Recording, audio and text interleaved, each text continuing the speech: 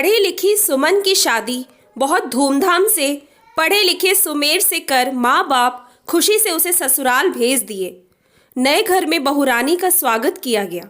सब रस्मों रिवाज के बाद सुमन को एक कमरे में छोड़कर सब चले गए।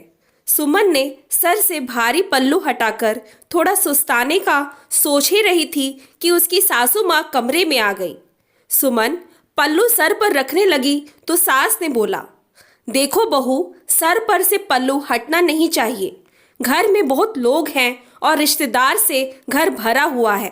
पल्लू हमेशा सर पर होना चाहिए, नहीं तो लोग कहेंगे देखो इसकी बहू को बड़ों की इज्जत करना भी नहीं आता।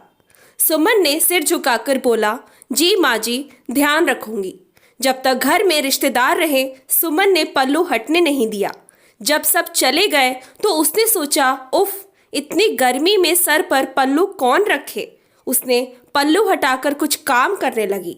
घर में अब बस सास जेठ जेठानी, उनके बच्चे और सुमेर सुमन ही थे। छोटे से परिवार में आकर सुमन बड़े प्रेम से रहने लगी, पर एक बात उसको हमेशा चुभती रहती, सासू माँ पल्लू के पीछे ही पड़ी रहती। मसलन जेठ जी आ रहे हैं, तुम दूसरे कमरे में चली जाओ, तो कभी यहाँ मत बैठो, जेठ जी आ रहे हैं। जैसे ही जेठ जी आने वाले होते हिदायत देती, पल्लू लो। सुमन ने सोचा, ठीक है, जब तक यहाँ हूँ पल्लू रख लेती, कौन सा मुझे हमेशा यहाँ ही रहना। पति की नौकरी दूसरे शहर में है, उधर अपने मन का करूँगी। समय के साथ सब कुछ बदल जाता, पर नहीं बदला था तो सुमन की सास का पल्लू प्रेम और जेठ जी जहाँ हो वहाँ सुमन की अनुपस्थिति। अब सुमन के बच्चे भी बड़े हो गए थे, फिर भी पल्लू तो पल्लू है, हटना नहीं चाहिए। सुमन ने कई बार सुमेर से बोला भी, माँ को बोलो ना, ये पल्लू नहीं रखने से क्या मैं जेठ जी की इज्जत नहीं करूँगी? वो आपके बड़े भाई हैं, मैं भी भैया ही मानती। इतना पर्दा क्यों करवाती हैं? गर्मी में हालत खराब हो जाती मेरी। पर सुमेर पक्के माँ के भक्त सुनकर अनसुना कर देते। उन्हीं दिनों पता चला जेठ जी की बेटी की शादी तय हो गई। लड़के वालों को सुमन जानती थी, फिर वो उसके मायके के तरफ के लोग थे।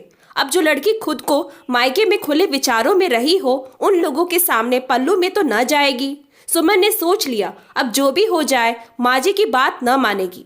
उसने सुमेर से स्पष्ट शब्दों में कहा, देखो सुमेर, मैंने आज तक माँ जी की बात मानी है। अब ये जो लोग शादी के लिए आने वाले, वो खुद आधुनिक विचारों वाले, ऊपर से वो मुझे भी जानते। मैं उन लोगों के सामने पल्लू तो ना लूंगी, चाहे उधर जेठ जी ही क्यों ना हो। नहीं तो मुझे नहीं जाना शादी में। सुमेर समझ गए अब सुमन एक न सुनेगी, बस बोले, ठीक है, मत लेना पल्लू।